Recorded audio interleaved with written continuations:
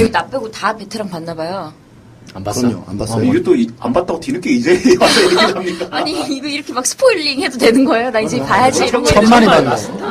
디테일한 부분 중에 하나가 도베르만으로 위협하잖아요. 네. 당시 최철원 대표도 그 자기의 개 도베르만으로 저기 자기 직원들 좀 위협하고, 네.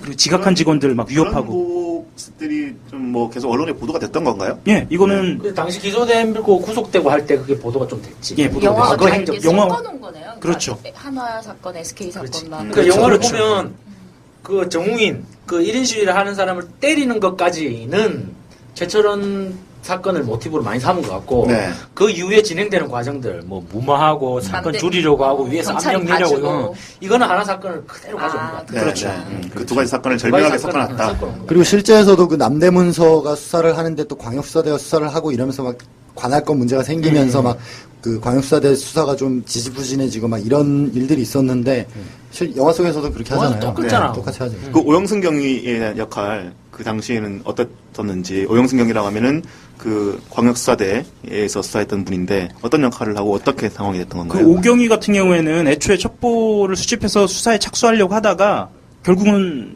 그렇게 못했어요. 네. 그러니까 관할권으로 가버렸네. 영화에서처럼 하지 못하고 네. 나중에 오히려 어떤 상황이 벌어졌냐면 그 업주들한테 네.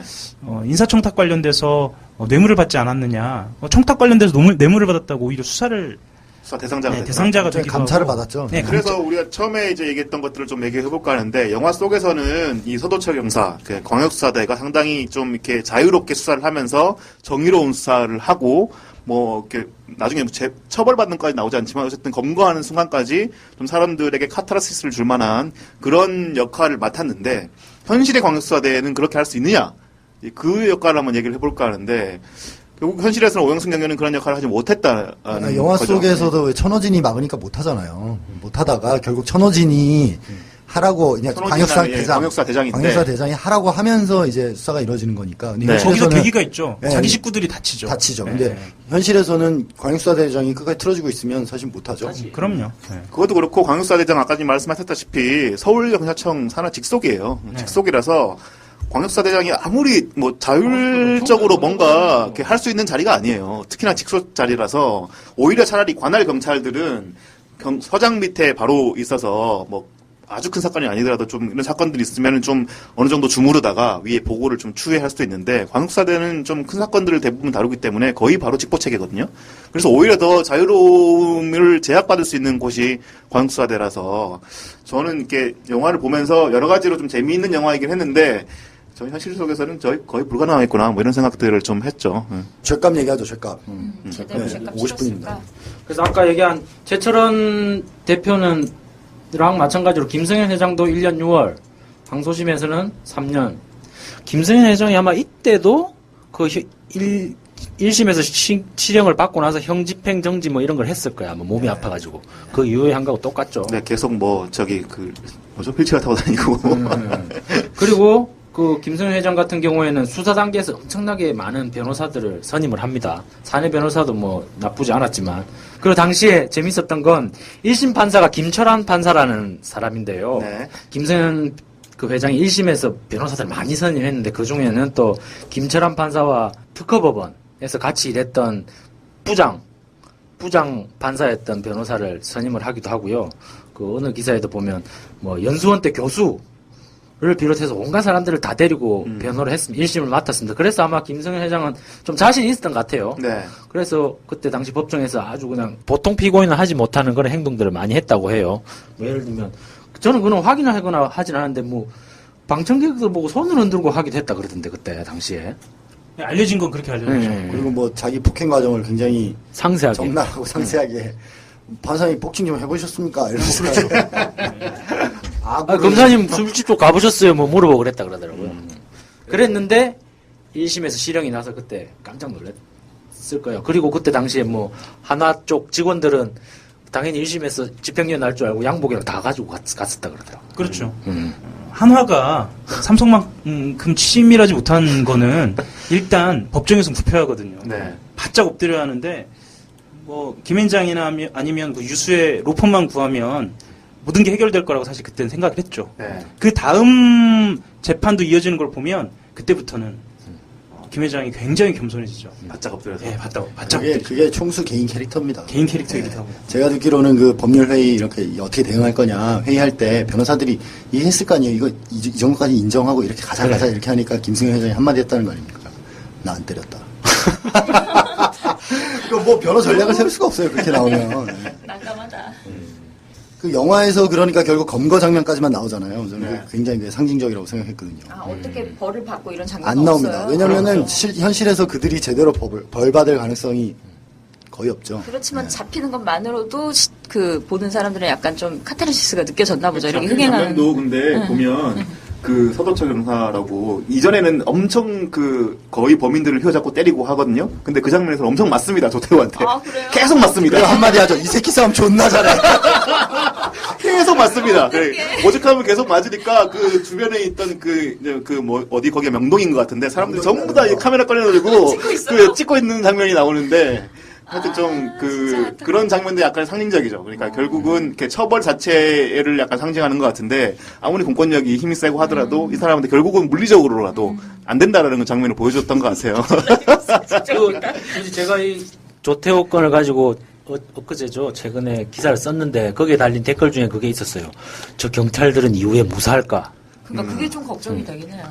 그렇죠. 오영순경이 그 조태호를 처벌하는 문제뿐만이 아니고 만약 그 이후에 영화를 하나 새로 찍는다면 그 경찰들을 그 어떻게 해야 손호진 될지 씨가 맡았던 서울광역사 대장 제가 보기에는 바로 잘렸을 바로 겁니다. 날라가지. 바로 날라가죠. 아니 또 네. 실제 현실처럼 뭔가 뇌물이나 이런 걸 엮여가지고 캐가지고 또 이게 할 수 있는 거고. 경찰들이 이제 자기 식구가 이렇게 그 해를 입는 거에 대해서 상당히 분노하고 하는 건 맞는데 그렇다고 해도 그거를 이렇게 감정적으로 대응해서 이렇게 그 결심을 내려서 뭐 우리가 한번 작심해서 한번 붙어보자 이런 얘기를 하기가 쉽지 않는 조직이고요. 난 사실 기사 쓰면서도 무서웠어요. 기사 쓰면서 당시에 아니 이름이 앞에 내내 특별 취재반 나가다가 졌을 때는 그 이후부터 실명이 나왔죠. 정유영 기자로 나가니까 와서 왜 내 때릴까봐. 이름만 앞에 있는 거야 이러면서. 와서 때려도 정규는 안 때려. 하이어가 사실 그때 이제 제가 흔히 말하는 일진이고 수습 기자가 정유경 기자였어요. 네. 남대문 경찰서. 잘했나 이 일을? 당시 누가요? 정유경 기자가요. 저도 그렇고 유경 기자도 그렇고 당연히 헤맸겠죠. 그때 정말 심각하게 헤맸죠. 욕 드럽게 먹었어. 당시에 정유경 기자가 취재했던 게 김동원 씨, 김승현 네. 회장 차남이 어디로 갔는가가 굉장히 초미의 관심사였거든요. 어디로 갔냐는 하나. 네, 어디로 갔나? 그 사건 당시에. 아, 네. 왜냐면 집에 있는지 아니면 학교를 지금 다니고 있는지 다들 궁금했으니까. 네. 근데 당시에 정유경 기자가 김동원 씨 차남이 서울대 동영사학과죠. 동영사학과에 교환학생인가요? 방문학생으로 와 있다는 사실을 알고 꽈방에 직접 취재를 가가지고 중국으로 이미 출국했다는 사실을 첫 보도했죠. 아, 네. 그래서 아마 여론도 조성이 돼서 그 친구가 이제 우리나라로 들어오게 되고 남대문서에 출두를 하게 되죠. 네. 그게 문제였던 이유가 남대문서에서 김승현 아들을 내일 불러서 조사하겠다고 발표를 했거든요, 언론에. 네. 근데 이미 중국에 전날부터 가 있었는데 그것도 파악 못하고 못한 상태에서. 조사할 의지가 없었던 거 네. 아닌가 하는 그 생각이. 2007년 4월 28일 한겨레신문 일면 기사 제목이 그거였어요. 김승현 회장 아들 이미 출국. 저는 그 얘기는 좀 하고 싶었는데 네. 이 얘기를 꼭 하고 싶었어요. 무슨 네. 얘기를 하고 어차피 좋은 싶었냐면 말씀을 드려야 되는 시점이라. 네. 실제 재벌들의 모습, 재벌 2, 3세 모습이 어떤지 사람들은 이제 그렇게 망가지는 재벌 2, 3세의 모습을 보면서 일종의 카타르시스, 그 망가진 모습에 응징하는 모습까지 더해서 그렇게 느끼셨을 것 같은데 네.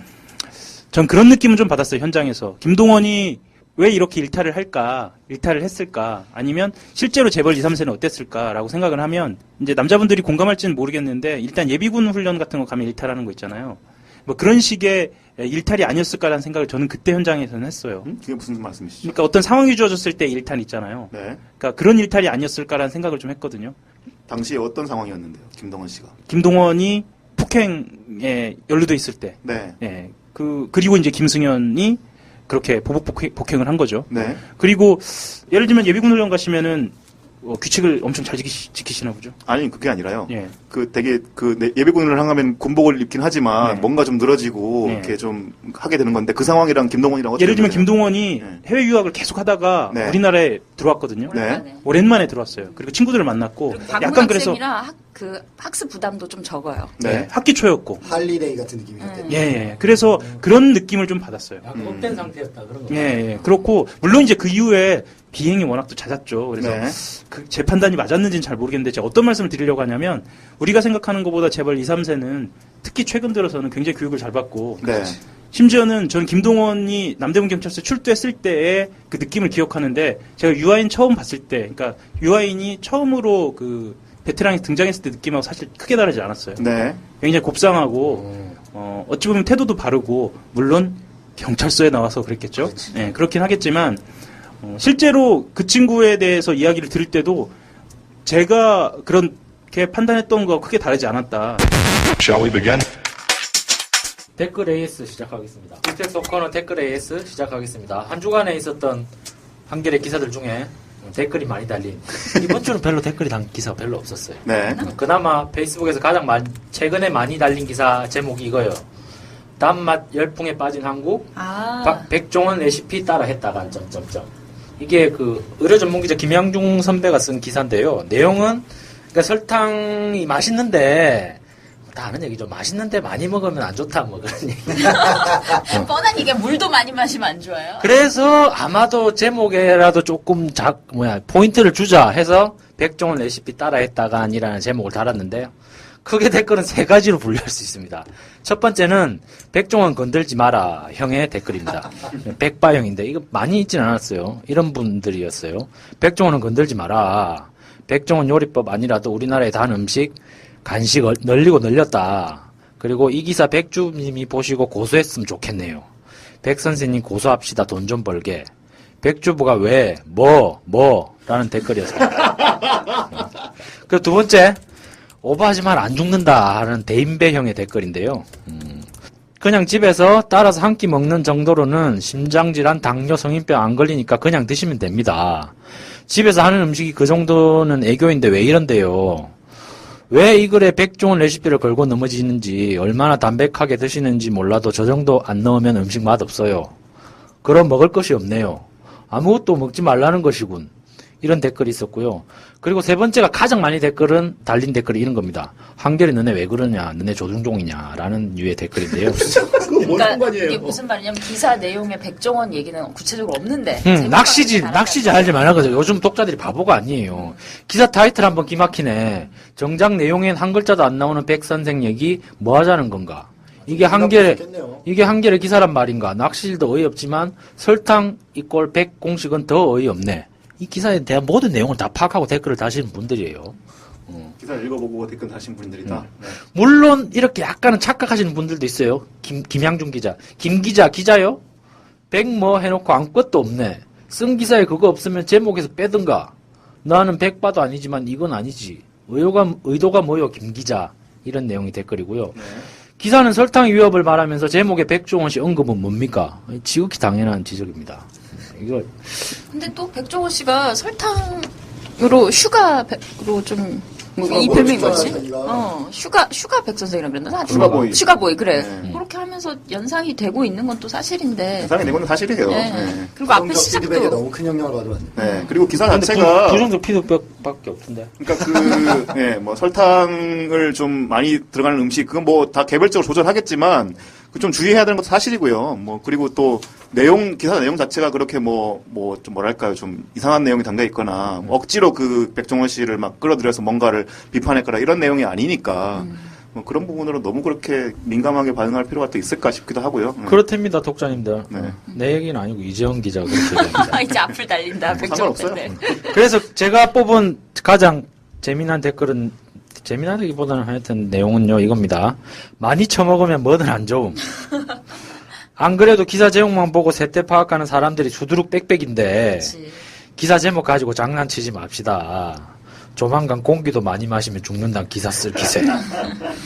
뭐 기사도 오바고 제목도 오바지만 이분 댓글도 좀 오바긴 한데 재미나서 뽑아봤습니다. 네. 근데 뭐 오해 살만 하긴 하죠. 굳이 왜냐면 백종원 선생님 얘기할 기사에 필요는 백종원 없어요. 얘기가 하나도 없거든. 근데 이거 있어. SNS에 최근 설탕으로 맛을 낸 요리법이 방송과 SNS에 집중 소개되면서 큰 인기를 끌고 있다. 그 뭐 이렇게 정도 서두가 대목이 시작이 있거든. 되는데 네. 근데 백종원 그 백주부 요리법은요, 사실 그 가사를 분담하는 남편들한테 굉장히 유용하거든요. 네. 예, 그래서 엄청난 지지를 얻고 있지 그래서. 예, 설탕이 주관심사가 아니에요. 예를 들면 그 파하고 식용유를 같이 넣어서 시작하는 요리 있잖아요. 그렇지. 예. 네. 뭐 이런 거라든가 이런 혁신이지. 예, 지지가 있기 때문에 아니 근데 그 한겨레 기사들 쭉 읽어보신 분들은 아시겠지만 백종원 씨에 대해서 비판적으로 쓴 기사 하나도 없어요. 하나도 없어요. 네, 그리고 좋은 한겨레 기사예요. 기사들이 대부분 백종원 현상에 대해서 긍정적인 포인트, 아까 또 그렇죠. 하영 기자가 말씀하신 것처럼 남성들이 이제 요리를 하기 시작했다는 기사도 나왔고 여러 가지 긍정적인 포인트를 짚었던 기사가 많으니까 저는 충분히 동의를 합니다만은 일부 기사 한두 개 가지고 뭐 한겨레가 뭐 어떻게 했다는 평가를 좀 과도하게 하시진 않았으면 좋겠다는 저는 생각이 사실 들어요. 무풀보다 악플이 더 좋은 상황 아닌가요? 예, 그렇기도 하죠. 그래 그래서 이게 그나마 댓글이 많았어. 하여튼 기사도 뭐 백선생 레시피가 딴 레시피보다 설탕이 많네 적네 이런 게 아니고 네. 그냥 이런 식의 요리법이 인기를 끌고 있는데 혹시라도 설탕을 너무 많이 넣는 건 좀 자제하자 요 정도 수준이라서 네, 제목이 네. 좀 너무 낚시가 아니었나는 생각이 조금 제목이 들긴 낚시를 해요. 좀 했는데 내가 만약에 제목을 다른 편집자였다면 어떻게 달았을까 하면 딱히 답이 없을 것 같아. 여기까지 할까요? 네, 디스펙소 코너 여기까지고요. 디스펙스 전체 방송도 오늘 여기까지입니다. 하영 기자 아까 위축되신 것 같은데 아무리 멘트 한 번 더 하시죠. 예. 제가요? 네. 아, 예. 저희가 말하자면 이제 공공의 영역에서 네. 이렇게 녹음을 하려니까 굉장히 위축되네요. 긴장되고 그랬습니다. 촬영하셔놓고 이제까지 막판에 갑자기 와서. 예. 말하자면 이제 매체에서 제가 첫 녹음인 거죠. 아, 첫 녹음은 아니에요. 녹음이 매체? 네. 아, 한겨레 매체. 아, 한겨레 매체. 막판에 가니까 점점 이상해지시는 것 같아요. 간단하게 소개하고 끝내시죠. 감이 떨어지는 것 같아요. 자, 빨리 한마디 하고 끝내시죠. 나가세요. 여기까지 하겠습니다. 감사합니다. 네, 디스펙트 오늘 방송 여기까지고요. 다음 방송은 다음 주 월요일입니다. 8월 31일 날 다시 찾아뵙겠습니다. 끝까지 들어주셔서 감사합니다. 안녕히 계십시오.